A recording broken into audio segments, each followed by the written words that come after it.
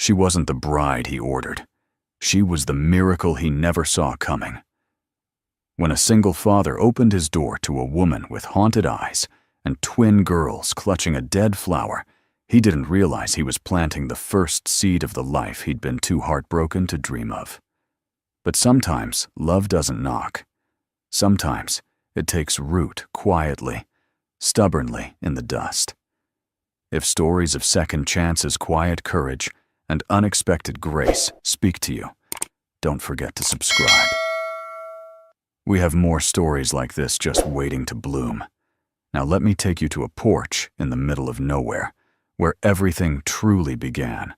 The wind that swept through the red plains of Frontier End that morning tasted of rust and loneliness. It was the kind of wind that wrapped around a man's bones, reminded him that he was still alive, and whispered that maybe no one else remembered. Bo Carter stood on his porch, hands on his hips, boots coated in dust, watching the last train of the week hiss away from the distant station. He had no plans to be there, no one to greet, nothing to collect. And yet something made him climb into his old Ford and drive the 4 dusty miles into town. The platform was nearly deserted by the time he arrived. Most passengers had long scattered into their waiting cars or ambled off into town. All except one. She stood at the far end of the station, barely more than a silhouette against the harsh desert light. Her dress was simple, once white, now dulled by travel and fatigue.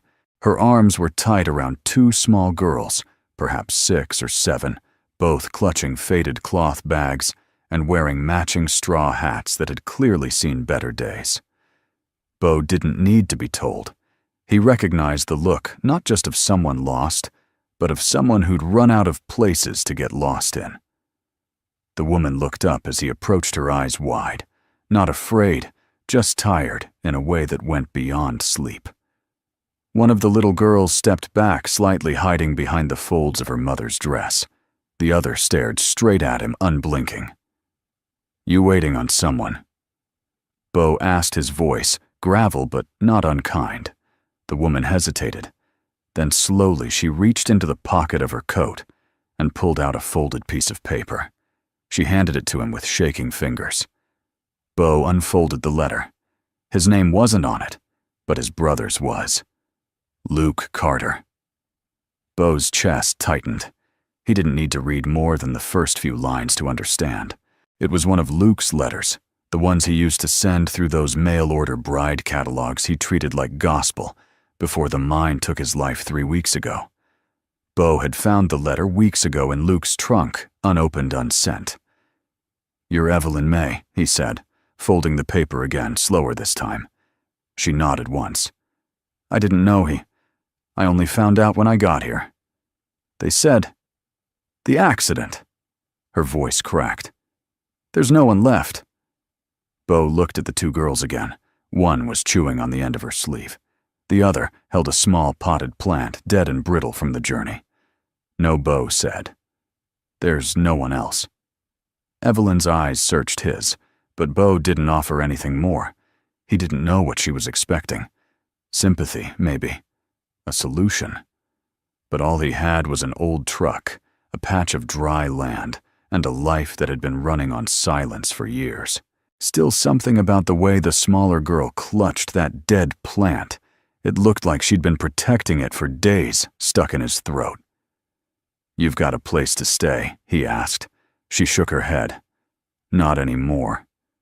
Bo exhaled. He looked up at the sky, as if waiting for it to talk him out of what he was about to do. It didn't. "My place is a few miles up," he said. "It ain't fancy.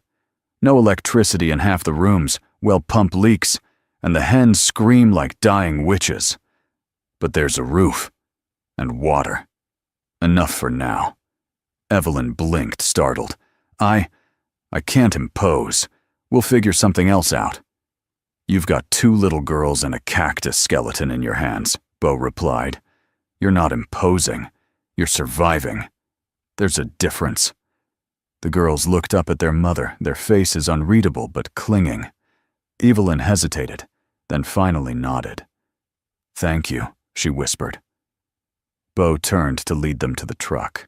As he opened the door, he saw her carefully place the dead plant on the passenger seat, beside the girls, like it was a sacred thing. They rode in silence for the first mile. The girls sat close together in the back arms, brushing as if separating would make them disappear. Evelyn watched the land pass her gaze, drifting over cracked earth, low brush, and the occasional fence in mid-collapse. This land always so dry, she asked more to herself than him. "Drier lately," Bo answered. "Folks used to say it was cursed. Then they just stopped talking about it." "I used to live on a farm," Evelyn murmured, "back in Pennsylvania. We had roses, pinks, yellows, even black ones. Nothing like this." Bo looked at her from the corner of his eye. "You grow things." "Used to," she said, voice low. "Not anymore." They reached the ranch at sunset. The house was weather-worn but not without charm. Wraparound porch, crooked mailbox, an old windmill creaking as if trying to remember a song. Bo carried the heavier bags inside. The girls followed quiet as ghosts. Evelyn lingered on the porch for a moment. She looked at the soil beneath her feet, red, cracked, unwelcoming. Then she knelt down, cupped a bit of it in her hand, and let it fall back through her fingers, like ash. That night, Bo couldn't sleep. From his window, he watched her step out into the yard, under a dim lantern light. She held the dead plant in her hands again. He thought she might bury it, but instead, Evelyn gently plucked off its last remaining leaf and pressed it into the ground beside the porch. Then she stood and walked back inside. Morning on the Carter Ranch began not with the crow of a rooster, but with the sound of water hitting tin. The old well pump behind the shed let out a stuttering cough every few seconds, as if offended by being disturbed before sunrise. Bo stood by. Its sleeves rolled to his elbows, coaxing out enough water to fill a bucket. The handle groaned like an old man. Across the yard, the porch was still cloaked in the last shadows of night, but he could already see the faint outline of the plant Evelyn had buried. The dry wind hadn't even shifted the soil around it. He didn't understand it. Maybe he wasn't supposed to. He just knew what he saw: a woman who'd traveled across the country to marry a dead man, and who now sat in his kitchen, stirring yesterday's coffee, like she didn't belong anywhere else. Inside the cabin smelled like something warm, eggs maybe. Flour. Evelyn was at the stove, wearing one of his old flannel shirts over her travel dress, the sleeves rolled sloppily above her elbows. The twins sat at the small wooden table, Emery drawing circles in the dust with her finger, while Eliza neatly cut a slice of cornbread and lined it up like a soldier on a plate. Evelyn nodded to Bo when he entered, her voice soft. "Hope it's all right I used what you had. Just wanted to keep the girls busy." Bo sat down. "You cook quiet." Evelyn half smiled, setting down the spatula. "I talk enough in my head." "Fair." She slid the pan aside. "There's something I should show you." He looked up. Her eyes were steady, not panicked, not pleading, just resolved. She walked over to her worn satchel on the counter, opened it, and pulled out a stack of letters bound in twine. 7 of them, all addressed to her. Same handwriting. "Luke's. I found these in the last post drop before I left Philadelphia," she said. "They were all sent within 2 weeks before he passed. I didn't open them until last night." Bo leaned forward, silent. Evelyn untied the bundle and handed him the top letter. Bo unfolded it with care. The pages were thick, smudged in places like they'd been written under strain. Luke's handwriting was still strong, but rushed, less romantic than usual. The letter wasn't filled with sweet nothings. It was filled with names. 7 names. Each letter, she explained, was about one of the children Luke had either helped housed or promised to protect. Most had no family. Some, like the twins, had been abandoned by men Evelyn would not speak of. Luke had intended to adopt them formally, one by one after their marriage.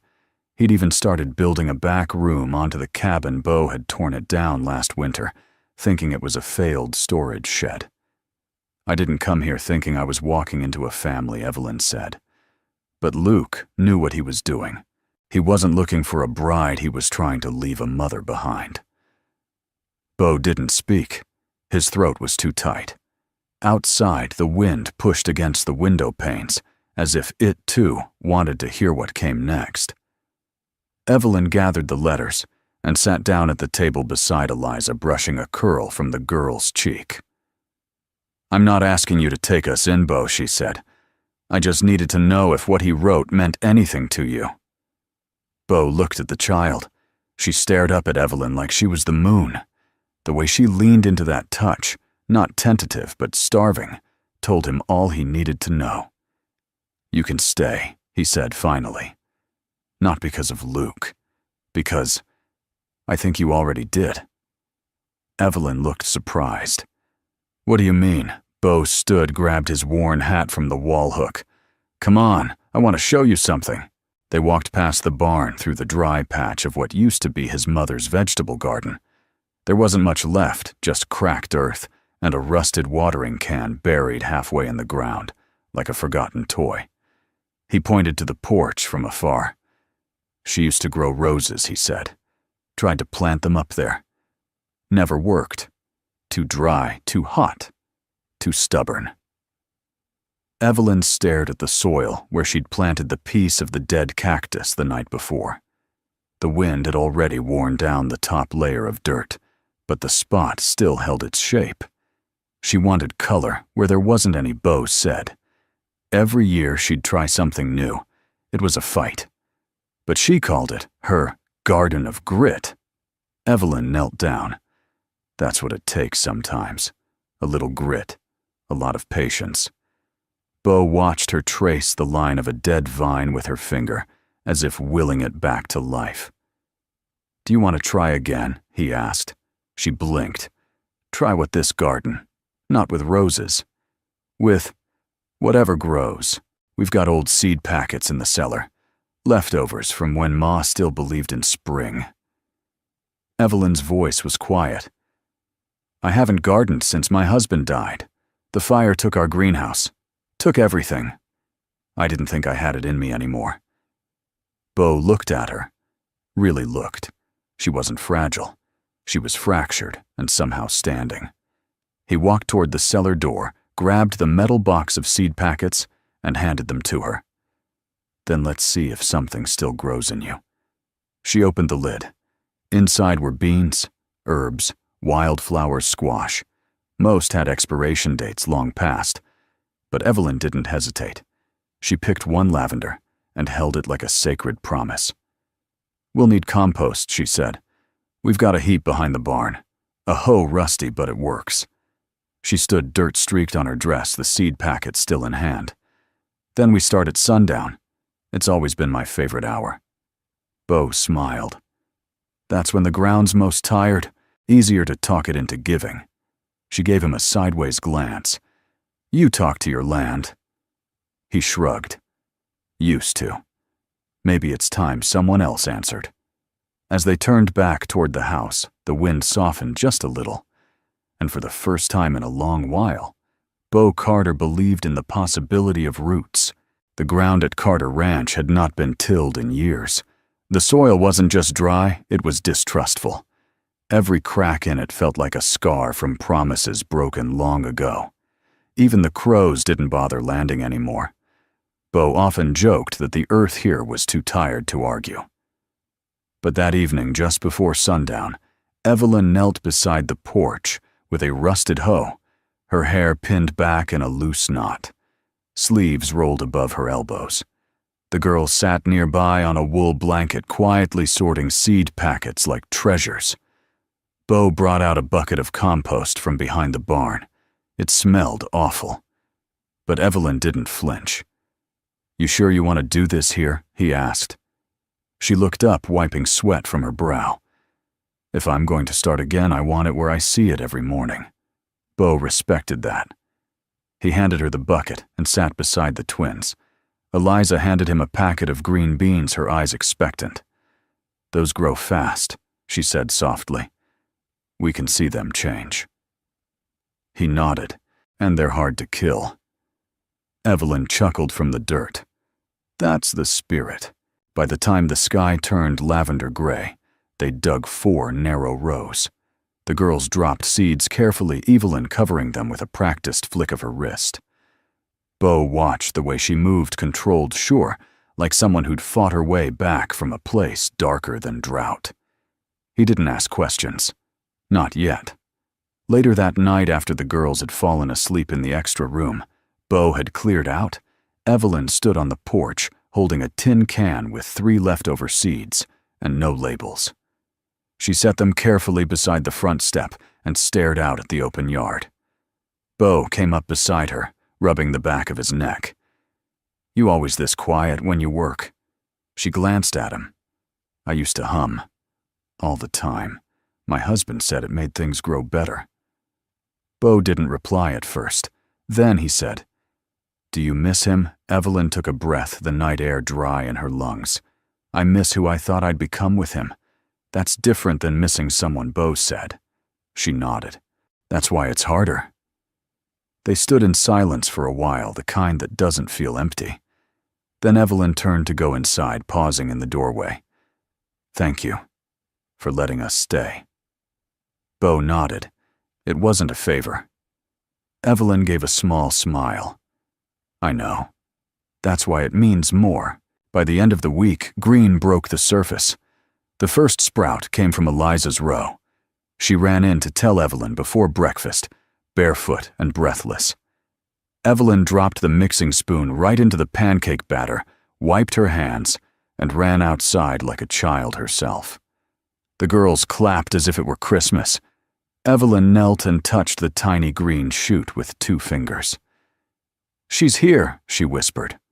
"Who?" Emery asked. "The one who believed we'd come back." Bo, watching from the doorway, didn't know if she meant the land or herself. Word spread in town faster than Bo liked. Frontier End wasn't the kind of place where people had much to do but watch other people try and fail. So when Miss Lorna Bell stopped by the ranch with a paper bag of expired sunflower seeds, Bo knew the garden had become a topic. "I thought you might want these," she said, handing them to Evelyn like peace offerings. Evelyn blinked. "Thank you." Lorna sniffed. "Don't go thinking we're all hostile. We just don't like surprises." Bo leaned against the porch post. "She's not a surprise. She's what the place needed." Lorna raised an eyebrow. That's so Evelyn didn't flinch. "This isn't my land. But maybe the things I grow here can still belong." Lorna stared a moment, then nodded once. "I'd start with the sweet corn. It forgives." When she left, Evelyn looked down at the seeds. "Even doubt has roots, doesn't it?" Bo chuckled. "Especially in Frontier End." That night, as Evelyn tucked in the girls, Eliza asked, "Mama, will the plants know we love them?" Evelyn smoothed a hand over her daughter's hair. "They'll know if you don't." In the hallway, Bo listened, not to eavesdrop, but because it had been years since anyone had spoken softly in that room. He went out to the porch and sat beside the empty tin can Evelyn had left there days ago. To his surprise, the smallest seedling had emerged. No label, no name. It was fighting through the soil like it had something to prove. He smiled. 2 days later, trouble came, not in the form of words, but in silence. Evelyn had walked into town with the girls to buy flour and thread. When they returned, the front row of the garden had been trampled. Boot prints in the dirt. A snapped row of green beans. The seedlings from the mystery tin gone. Evelyn didn't say anything. Neither did the girls. They simply stood staring as the wind kicked up the ruined soil. Bo came out with his shotgun face hard. "Don't," Evelyn said, her voice firm. "Whoever did this, Knows I care, she replied, and wanted to take something that wasn't even theirs to begin with. Eliza knelt beside the snapped row. Can we fix it? Evelyn nodded. Not today. But we will. That night, Bo walked past her room and found Evelyn sitting at the table with the seed box, sorting what remained. Her hands were calm, focused, not angry, anchored. You're not mad, he asked. She didn't look up. You can't hate someone into healing, Bo. He leaned against the doorframe. You believe in second chances, I believe in dirt, she said softly. It doesn't care what you did yesterday. It just asks what you'll plant today. Sheriff Nolan Briggs didn't usually bother with matters as minor as gardens. In a town like Frontier End, his job was mostly to keep drunks from falling into barbed wire, ensure cattle drives didn't block the Chapel Road on Sundays, and remind teenagers that fireworks weren't legal just because the sky was dark. He preferred quiet. And ever since Bo Carter's brother died, Bo had been just that quiet, distant a man, content with isolation. So when a whisper at the diner mentioned a woman and 2 children living out at Carter Ranch, he felt obligated to check. Not because he suspected crime Frontier End was too poor for much of that, but because change was a bigger threat than theft around here. He drove the county truck past the chapel, the schoolhouse, the general store, where Miss Lorna Bell had conveniently paused, sweeping her front step to catch his eye. She didn't wave, but he saw the slight tilt of her head. She knew where he was going. By the time he reached the Carter place, the sun was climbing, and a light dust hung like breath over the horizon. Nolan parked just outside the gate and walked up the path, boots crunching against gravel. Bo was on the porch, as Alway Hat tipped back a slow chew of straw between his teeth. You expecting me? Nolan asked. Bo shrugged, figured someone would come poking. Nolan stopped at the bottom of the steps, eyeing the half-rebuilt garden beds. The soil had been disturbed, retouched with care. A few of the trampled rows now bore shy green shoots again, smaller, but determined. She's a gardener, he asked. Bo nodded. And then some. What's her name? Evelyn May Whitmore. Mail-order bride. Bo didn't answer right away. That's how it started. Not how it's going. Nolan's eyes drifted to the front window, where 2 girls peeked out. One waved cautiously, the other just stared. She got paperwork. Working on it, Bo said evenly. It's messy. Her husband-to-be, my brother, died before she arrived. And those 2 girls, Evelyn's daughters.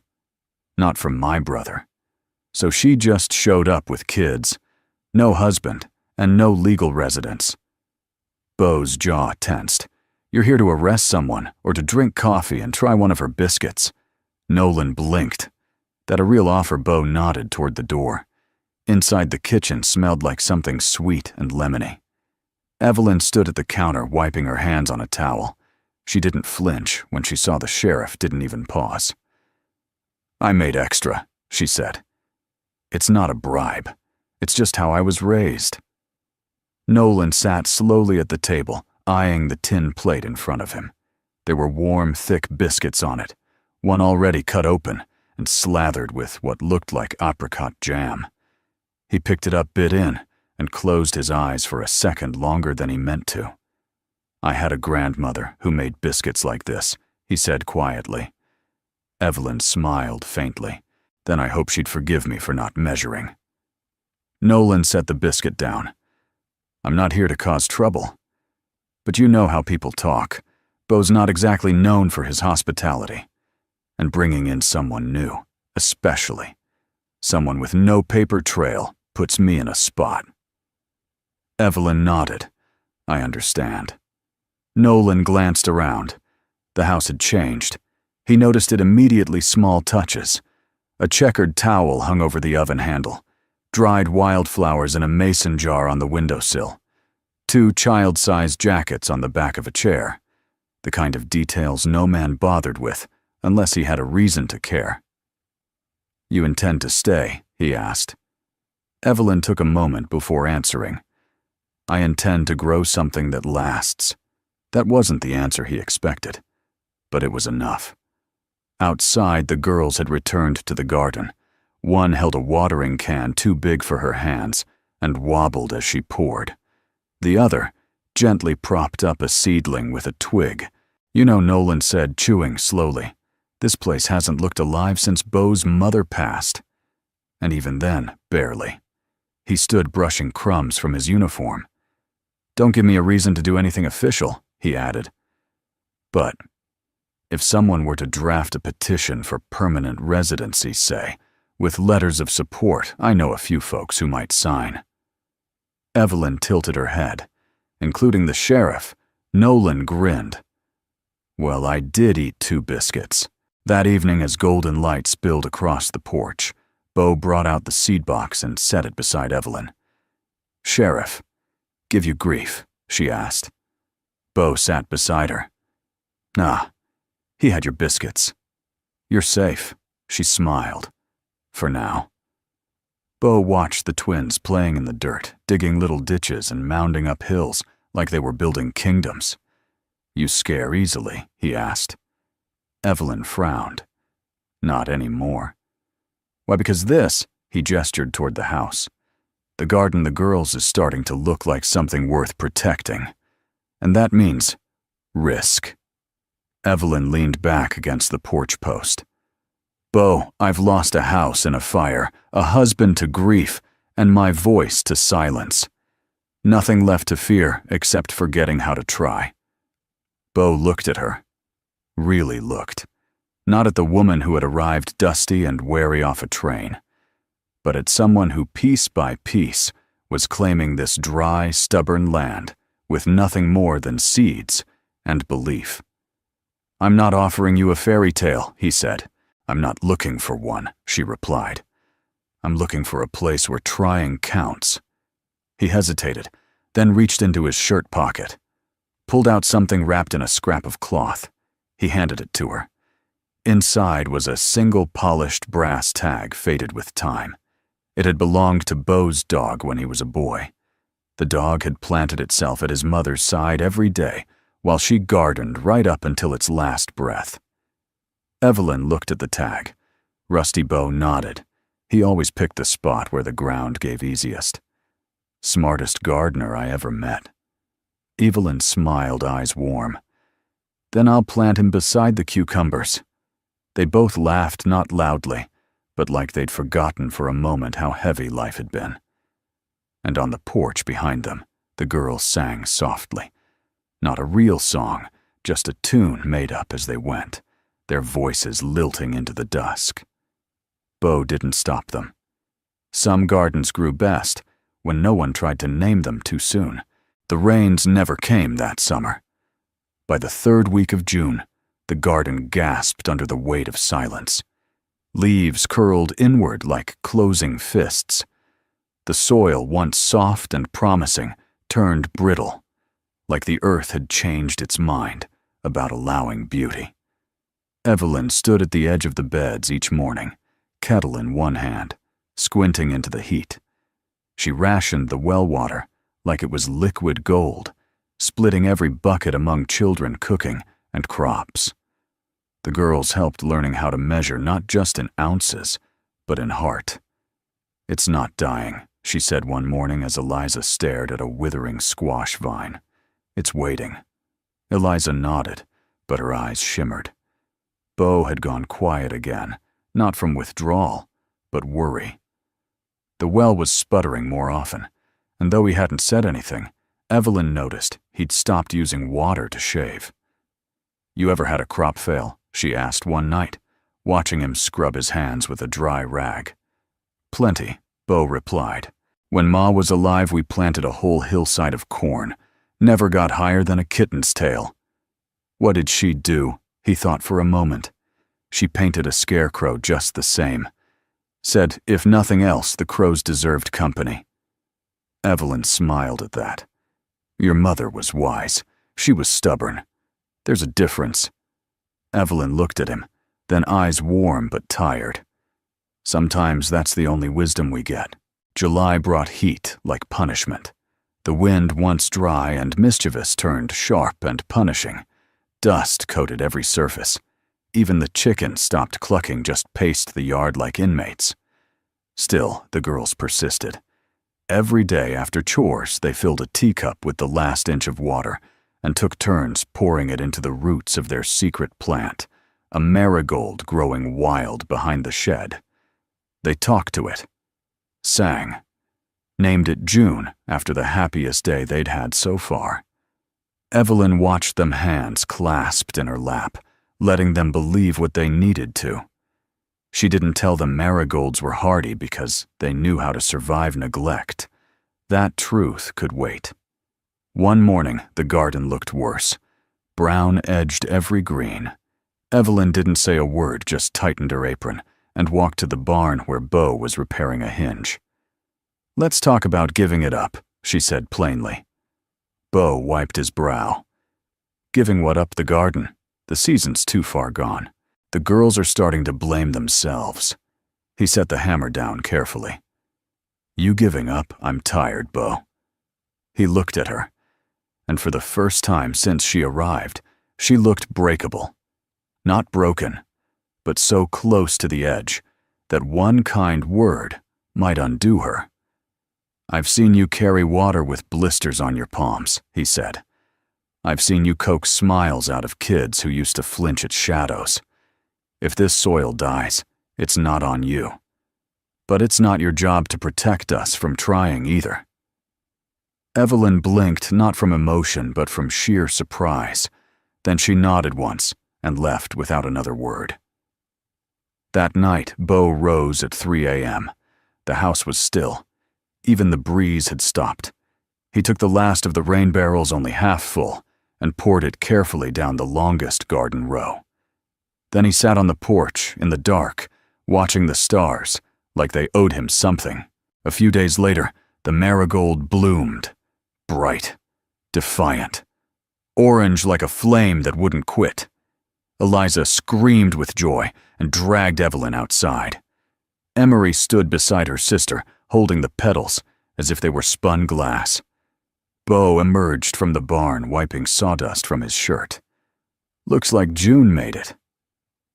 Evelyn knelt, brushing soil from the stem. She made it because someone believed when the rest of us quit. Bo said nothing, but a faint grin tugged at his cheek. Then came the knock.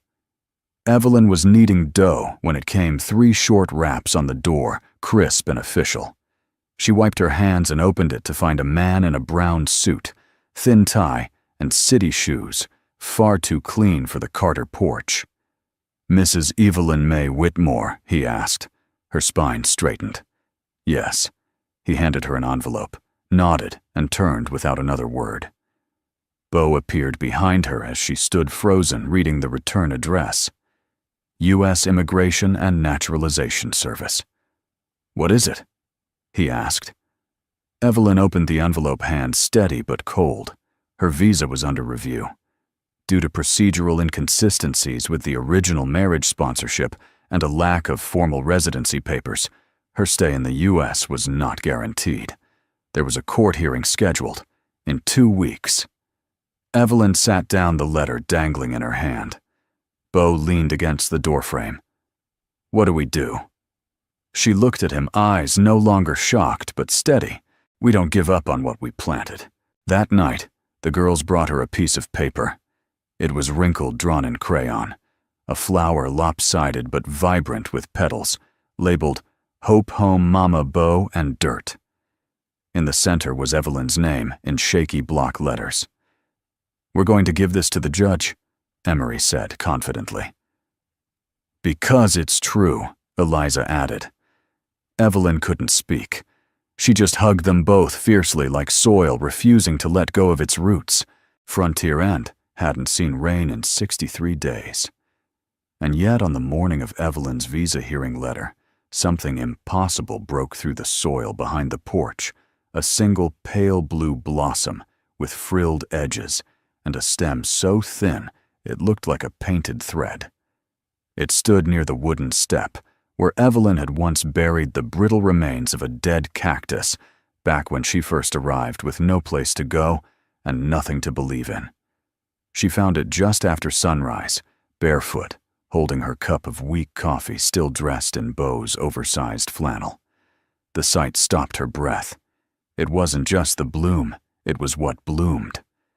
Beau, roused by the sound of her calling his name, soft but urgent, stepped onto the porch, boots unlaced and shirt rumpled.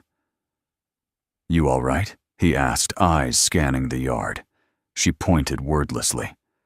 Beau followed her gaze to the flower. It was no more than 6 inches tall. Fragile, quiet, but unmistakable. Evelyn crouched down, her hand hovering just inches above the bloom. "It's called a blue columbine," she whispered. "State flower of Colorado, but my mother used to grow them back east. Said they were cursed out here. Said no seed would ever take to desert soil." Beau knelt beside her, eyebrows furrowed. "You plant it?" She shook her head. "I haven't seen one since I was 17. There's no way." She stopped swallowing. "No way, it just showed up," he finished. And yet, there it was, delicate, vivid, absurd. "I think," Evelyn said slowly, "it grew from the cactus." Beau looked at her. She didn't blink. They said nothing more. Not because there wasn't more to say, but because sometimes wonder was best left unspoken. Over the next 2 days, the columbine became a sort of quiet shrine. The girls placed flat stones around it like a border. Hattie, the neighbor's daughter, who often wandered over without asking, stuck a popsicle stick beside it, with the word "lucky" written in blue ink. Even the town seemed to lean toward the Carter place. Miss Lorna Bell dropped off a basket of ripe peaches with a note. No words, just sunshine. Pastor Jerry sent a children's Bible, its pages tucked with pressed flowers from his wife's garden. Sheriff Nolan Briggs passed by twice, stopping just long enough to look at the bloom and tip his hat. Something was shifting, not just in the soil, but in the people, and yet the letter on the mantel remained. Beau had read it 3 times, even tried calling the immigration office from the payphone in town, only to be met with long waits and canned voices. The reality was simple. Without proper paperwork, Evelyn could be deported. She didn't complain, didn't panic. But Beau noticed how she moved more slowly now, as if rehearsing departure in her bones. One evening after the girls had gone to bed, he found her in the kitchen, refolding their clothes for the 2nd time. "You don't have to do that," he said. "I know." He stepped closer. "I won't let them take you."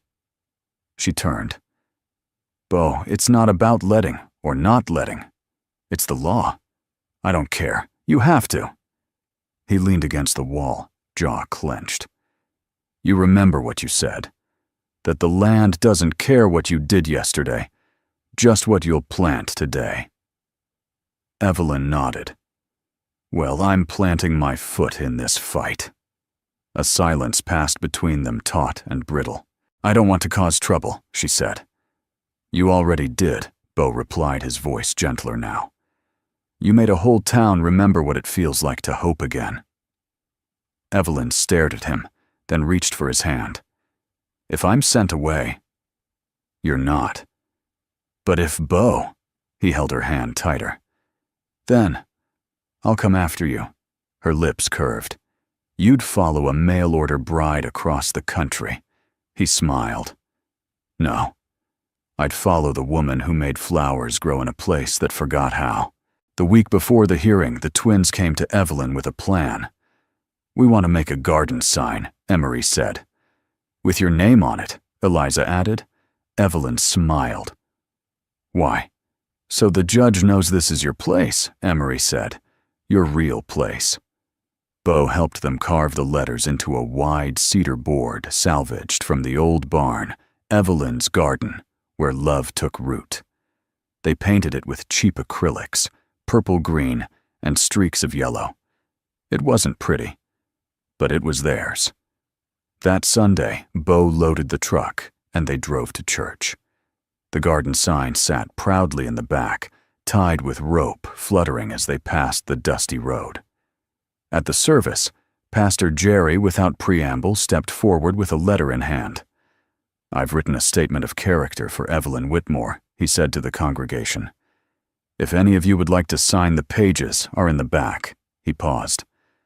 Frontier End doesn't often ask to be noticed, but today I think we should. By the end of the service, over 70 signatures adorned the letter, including the town's doctor, the postmaster, the owner of the diner, and every single member of the women's quilting circle. Evelyn stood in the back, speechless. Sheriff Briggs walked past her, nodding once. "Told you those biscuits were persuasive."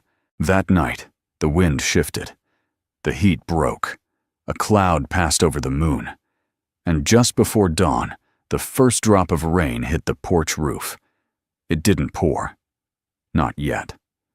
But it was enough for the earth to raise its head and listen. Evelyn stood barefoot again, watching the columbine. A single drop slid down its petals, like a tear caught in a smile. Behind her, Bo stepped out with 2 mugs of coffee. "You ready for tomorrow?" he asked. She didn't turn. "No," he nodded. "Me neither." Then he handed her the mug. And they stood side by side, as the sky finally quietly began to remember how to weep. The morning of the hearing arrived with a strange kind of reverence in the air. Not fear, not excitement, just the quiet that falls when something important is about to happen, and everyone knows it, even the wind. Bo woke before sunrise, tying his boots in the dark. Evelyn was already in the kitchen, packing a cloth bag with the documents Pastor Jerry had assembled. The community letter and the girl's drawing folded carefully between 2 pieces of cardboard to keep it from bending. She wore a pale blue dress that had been altered to fit her better, a hand-me-down from Miss Lorna Bell, who'd left it hanging on the porch with a note. "It has some hope sewn in. Might fit you, too." The twins were silent as they ate their oatmeal, their spoons scraping softly. Emery clutched a bundle of wildflowers they'd picked before dawn.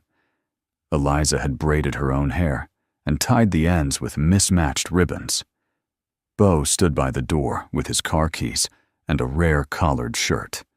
He looked at the girls, then at Evelyn. "You ready?" he asked. "No," she said honestly. "But I'm not afraid." He nodded. "Then we're doing just fine." The courthouse in Red Rock was 2 towns over a 40-minute drive down a long stretch of highway, bordered by open ranch land and scrub. Bo drove with one hand on the wheel, the other resting loosely on his thigh. Evelyn sat beside him, her eyes fixed on the horizon.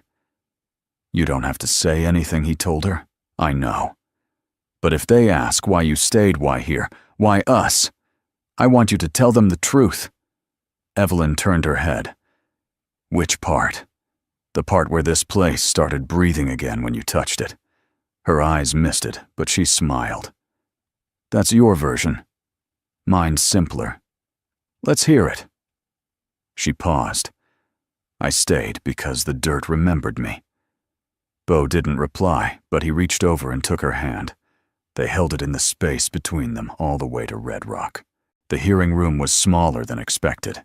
3 chairs behind a desk, 1 judge, 1 clerk, and a single flag in the corner. A ceiling fan hummed overhead, cutting through the heat with minimal success.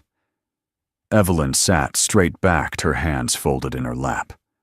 Bo sat behind her, with the girls on either side, their feet swinging above the floor. The judge, a gray-haired man named Hollingsworth, reviewed her file in silence for nearly 5 minutes before speaking. "Mrs. Whitmore," he said finally, "your original immigration was tied to a marriage that did not occur. You have no immediate relatives in this country. You have not yet applied for a change in status. Why should the court allow you to remain?" Evelyn didn't rush to answer. She reached slowly into her bag and pulled out the folder with the community petition letters of support and a small envelope of photos. She stood and approached the desk. I understand the facts, she said clearly. I know what the rules say, but if you'll allow, I'd like to show you what the law doesn't cover. She handed the judge the petition first, then the photos, children playing in dirt-streaked clothes, a garden blooming behind a wooden sign that read, Evelyn's Garden, where love took root. Then, without a trace of performance, she pulled out the girl's drawing. My daughters made this, she said. They drew it before they knew what a courthouse was, before they knew what immigration meant. They just knew what home felt like. The judge looked down at the crayon-covered paper. Bright petals, a crooked stem. Words like hope, family dirt, and mama. He adjusted his glasses. Do you consider Frontier End your home? He asked. Evelyn didn't hesitate. No, Your Honor. I consider it my miracle. There was no grand speech, no violin swell in the background, just truth spoken so plainly it echoed in the room. Judge Hollingsworth set the papers down, took a breath, and said, This court will need a few days to issue a formal ruling. In the meantime, Mrs. Whitmore, you are granted temporary residency under community protection status. You are free to return home. Home. The words sat in the air like incense rich lasting. Back in Frontier End, word traveled faster than thunder. By the time the old Ford rumbled into Beau's driveway, there were 3 pies cooling on the porch, a handwritten note from the pastor tacked to the door. We knew, but now it's official. And a bouquet of lavender from the quilting circle tied with the red, white, and blue ribbon left over from the county fair. Evelyn stood by the garden gate, looking at the beds, now alive with green. Beau stepped beside her. You all right? She nodded. I think the soil's forgiven me, he chuckled. Took its time. She glanced sideways. So did you. Beau didn't deny it. He reached into his shirt pocket and pulled out a folded slip of paper. Pastor gave me this, he said. Said, it's up to you. She opened it. A blank marriage license application. No date, no pressure. Just names waiting to be written. She looked up. Are you proposing? She asked, one eyebrow raised. Beau shrugged. I'm suggesting. She folded the paper carefully, slipped it into her pocket, and replied, Then I'll think about it. Over dinner. He grinned. That's not a no. No, she said, reaching down to brush her fingers along a row of snap peas. It's just the start of something that deserves to grow slow. That evening, after the sun had dipped and the porch lantern flickered against the wood, Evelyn stepped outside barefoot again.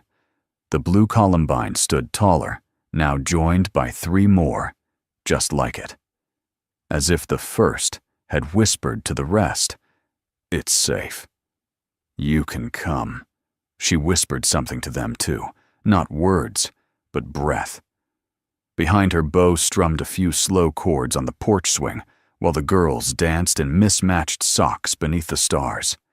And above them all, Frontier End exhaled dust and doubt and drought, giving way at last to bloom.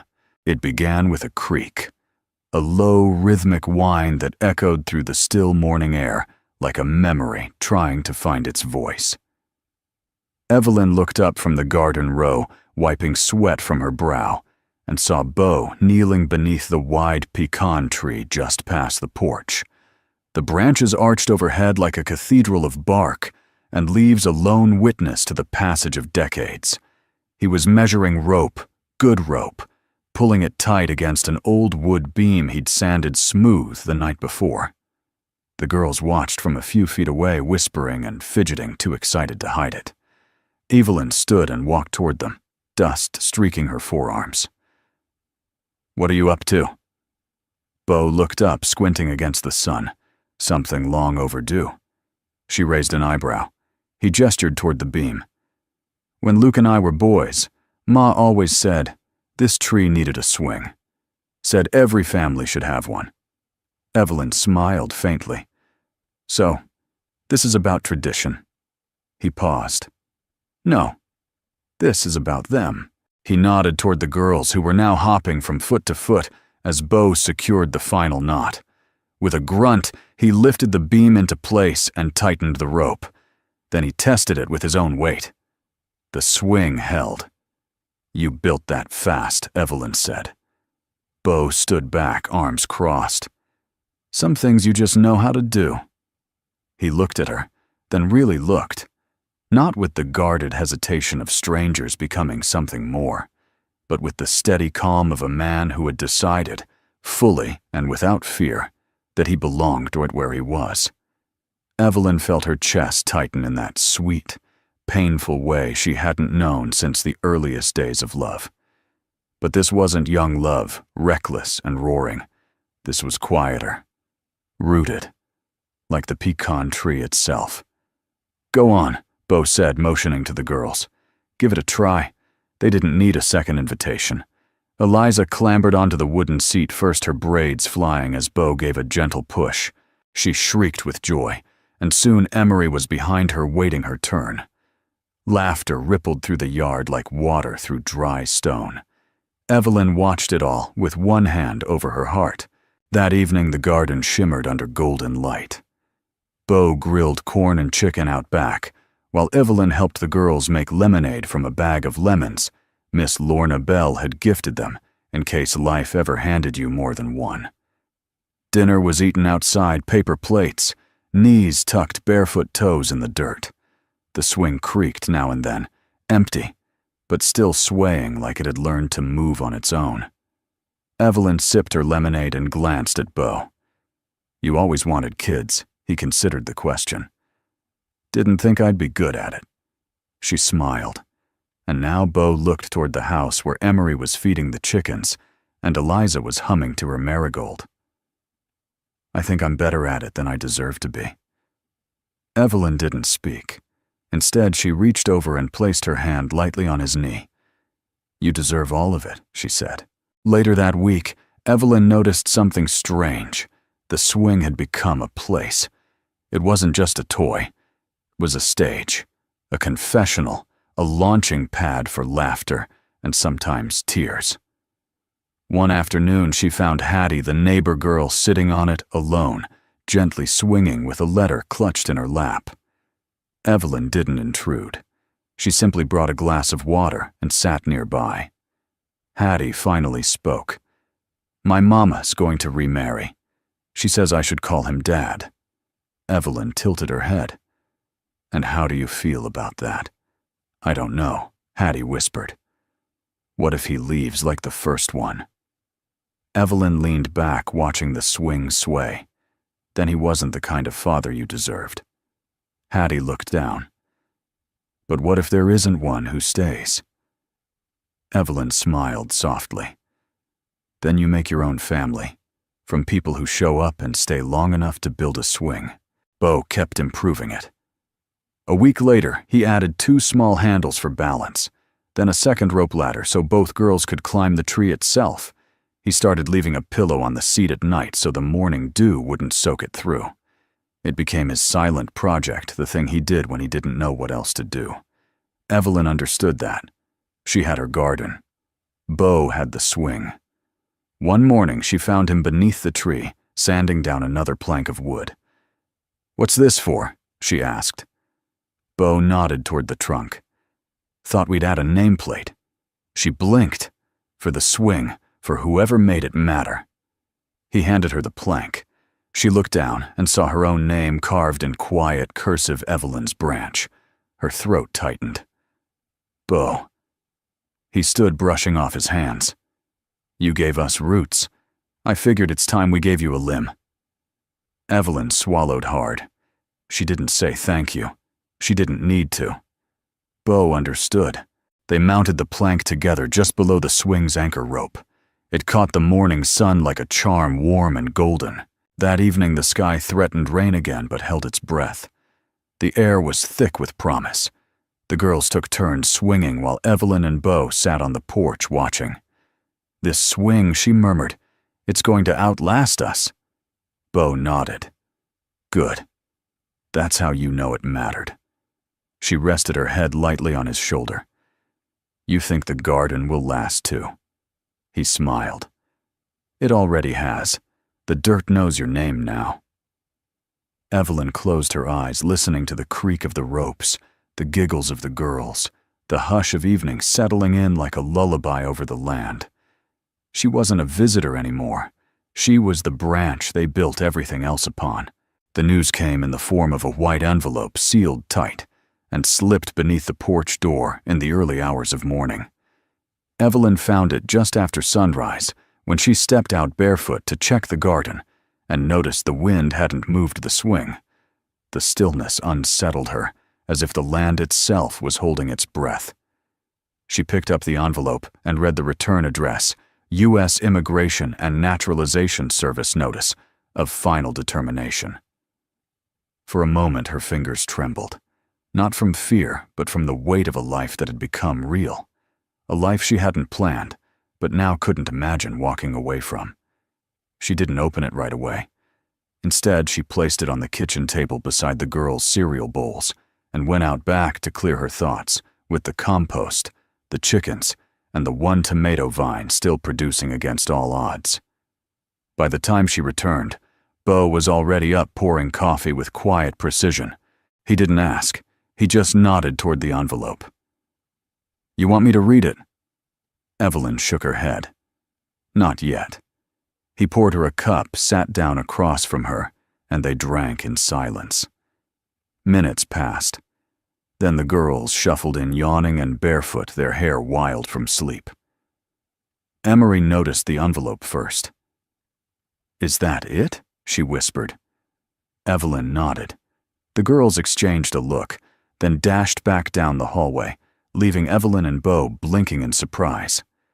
A few minutes later, they returned arms full of crumpled drawings, dried flowers, a string of ribbon from the old quilt box, and a stack of folded notebook pages with shaky handwriting. Evelyn raised an eyebrow. "What are you doing?" Eliza laid everything gently on the table. "Making our petition." Beau leaned in. "Your what?" "Our petition," Emery said as if it were obvious. "For the government, in case they forgot how to feel." Evelyn pressed her lips together, fighting the sting behind her eyes. The next few hours unfolded like a secret ceremony. Emery organized the pages. Each child, including Hattie, who arrived with chocolate on her chin and a serious expression, wrote their own reasons why Evelyn should stay. The grammar was questionable. The spelling was worse. But the honesty in those crooked lines could have cracked stone. She sings to the seeds, even when she thinks we can't hear. She taught me how to be still when I'm scared. She makes things grow even when they're tired. She doesn't yell when we forget the eggs. She just reminds us soft. At the bottom of each note was a small flower pressed into the paper, marigold lavender, even a scraggly dandelion with roots still attached. Evelyn watched all of it unfold too, moved to stop them. Beau disappeared into the barn and returned an hour later with a long piece of oak sanded smooth. "We'll mount it here," he said, placing it at the edge of the garden. He carved a single word across the top with careful strokes, "belongs." They affixed each note below it, stringing them with twine and clothespins, letting the wind move them gently like prayer flags. By late afternoon, the petition fluttered in the breeze, drawing the attention of a few townsfolk passing by. Miss Lorna Bell showed up with a peach pie and a pen. Pastor Jerry arrived not long after, with a fresh, pressed shirt and a silent tear. Sheriff Briggs came on horseback, muttered, "I'm not crying," and signed the back of the swing in permanent marker. By nightfall, over 24 names were scribbled on petals, pages, and one paper plate, whatever they could find. Evelyn stood back and watched as people came, not because they had to, but because she had stayed. That night, Evelyn finally opened the envelope. Beau sat beside her at the kitchen table. The girls hovered in the hallway, too afraid to ask, but unable to walk away. Her hands were steady. The letter was short. "Dear Mrs. Evelyn May Whitmore, upon review of submitted community documentation, personal testimony, and evidence of public support under Section 245 of the U.S. Immigration and Naturalization Act. Your application for permanent residency has been granted, effective immediately. Please retain this notice for your records. With respect, J. Reynolds, Clerk of Determinations. She didn't cry. She just leaned forward, folded the letter carefully, and exhaled so slowly it was as if she were releasing a decade of bracing. Beau looked at her, his voice a low rumble. "You're not going anywhere." She nodded, too full to speak. Then the girls ran in and tackled her in a tangle of limbs and laughter and joy, so loud it made the windows hum. The house, once a quiet museum of grief, sang. In the following days, the petition stayed up. People continued to come, not because of the visa, but because of what it had meant, what it had said. That belonging was not earned through papers. It was offered through roots and water and the courage to stay long enough to bloom. One afternoon, as Evelyn was trimming lavender near the porch, she found a new drawing tacked gently beside the word belongs. This one was different. It was drawn by Beau. A rough sketch of a house with a porch swing, a tree, a garden, and 5 stick figures standing hand in hand beneath the sun. At the bottom, in Beau's unmistakably blocky handwriting, were 3 words: "We are home." Evelyn pressed the drawing to her chest, looked toward the swing still swaying in the breeze, and whispered the only word that mattered now. Finally, summer waned, but the heat lingered like a guest, too stubborn to leave. By late August, the garden had outgrown its original plot. What started as 4 narrow rows had expanded into a crescent of green, hugging the edge of the porch and reaching toward the pecan tree. Tomatoes ripened in wild clumps. Cucumbers clung to trellises Beau had fashioned from old fence posts. Even the lavender Evelyn had nearly given up on now burst with purple swaying in the late afternoon breeze, like a line of dancers in perfect rhythm. It wasn't just a garden anymore. It was a divalintion. At the center of it all stood the blue columbine, tall and dignified, still blooming long past its season, as if to say, "I am not done yet." Evelyn watched it often, usually with her hands in the soil or a straw hat shading her eyes. But today she wasn't alone. Beau stood beside her, holding a wooden post under one arm and a tin plaque under the other. She raised a brow. "That for the scarecrow." "No," he said, setting the post into the dirt. "This one's for you." She wiped her hands on her apron as he hammered the post into the ground, then stepped back to let her read the sign, "Evelyn's Garden Where Love Took Root." The letters were hand-etched, uneven but proud. Beneath them, Beau had added a small line in smaller type, founded not by water, but by staying. Evelyn's breath caught in her throat. "Beau," he held up a hand. "Before you thank me, I've got one more thing." He motioned toward the house where the girls came down the steps carrying something between them. Evelyn squinted. It was a weathered bench, oak, refinished. The seat bore a single engraving along the backrest, the garden table. Beau nodded toward it. "Figured we needed somewhere to sit. Harvest days are coming." She smiled, blinking fast. "This is too much." He shook his head. "Evelyn, it's barely enough." That evening they held what Beau called a first fruit supper. It wasn't formal. No invitations, just word of mouth and pie crust. But by sundown, more than 20 people had arrived, neighbors, church folk, even the quiet man from the feed store who rarely left town. They gathered around the table under strings of yellow lights Evelyn had found in the barn. Bowls overflowed with sliced tomatoes, buttered squash, pickled beans, and corn roasted with rosemary. Miss Lorna brought a lemon chess pie. Hattie brought a jar of wild honey stolen from a cousin who didn't deserve it. Evelyn stood at the head of the table unsure of what to say. Then Pastor Jerry raised his glass of iced tea and said, "We don't need grace," said over this food tonight. "The garden already did it for us." Laughter rippled through the group, warm and true. As the meal unfolded, stories were told. Children darted between legs. Emery played a clumsy tune on a borrowed harmonica, while Eliza performed a dramatic reading of their new garden rules, which included no stepping on worms, no arguing with plants, and Bo must always taste test first.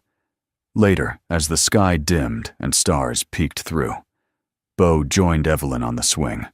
The girls lay on a blanket nearby, drowsy from watermelon and running barefoot. "You know Bo said this all started because you buried a dead plant." Evelyn leaned into him. "I didn't bury it. I planted what was left." He smiled. "And it gave us a whole life." She looked out over the yard softly, lit dotted with chairs and stories and dishes scraped clean. "I used to think healing was something that happened inside," she said. "But maybe it starts outside, in what you tend, in who you trust to sit beside you in the quiet." Bo nodded. "And in what you're brave enough to stay for." They rocked gently in the swing, the ropes creaking like an old lullaby. That night, as they cleaned up the last of the dishes and tucked the girls into bed, Evelyn stepped out into the garden alone.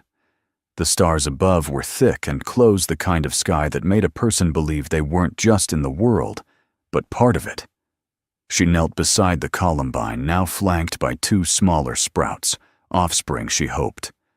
Reaching into her pocket, she pulled out a folded square of paper. It was a letter. Not from the government or a town official, or even Bo. It was from herself.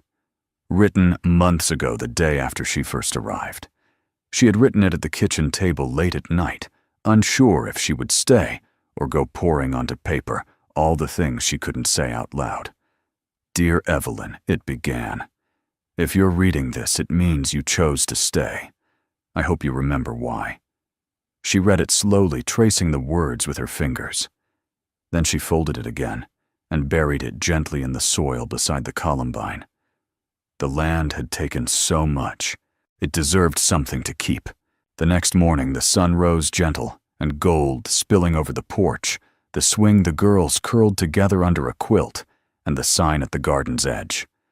Evelyn stepped outside with her coffee and saw a new bloom, soft white edged in pink, growing just beside the place where she'd planted her letter. She didn't recognize the species. Maybe it was new. Maybe that was the point. She turned as Bo joined her, his hand finding hers without a word. And together, they watched the garden whisper its thanks. Autumn came gently to Frontier End, not in a rush of color like the Northeast, or a snap of cold like the Rockies. Here it was quieter. The heat softened. Shadows stretched longer. The pecan tree dropped its first brown leaves like secrets being released one by one. Evelyn loved this season most, not for what it took, but for what it left behind. The garden had slowed its breath, but not stopped. A second round of squash had surprised everyone. The lavender held on longer than expected. Even the marigolds refused to wilt, as if sensing the place needed their golden defiance just a little while longer. And in the middle of it all, the columbine still stood. Evelyn often found herself there in the early mornings, watching the mist settle along the dirt path between the porch and the swing. The roots beneath this place had grown quiet and deep, and so had she. Bo, never one for many words, had taken to carving things in the barn.